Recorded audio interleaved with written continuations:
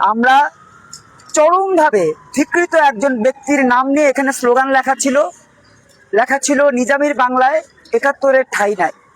এটার তীব্র নিন্দা জানিয়ে আজকে আমি নতুন ধারা বাংলাদেশ এনডিবির পক্ষ থেকে আমার সাথে শান্তা ফারজানা, আমার সাথে সৈয়দ ফারুক ভাই এবং নতুন প্রজন্মের প্রকৃত অর্থেই যারা দেশকে ভালোবাসেন তাদেরকে নিয়ে আমরা এখানে সেটা মুছে দিয়ে লিখেছি বিজয় বাংলাদেশ। কারণ আমরা মনে করি বাংলাদেশের বিজয় কোনোভাবেই কোনো দেশ বিরোধী চক্র ছিনিয়ে নিতে পারবে না। গত ৫৪ বছরে পারেনি, আগামী দিনগুলোতে পারবে না।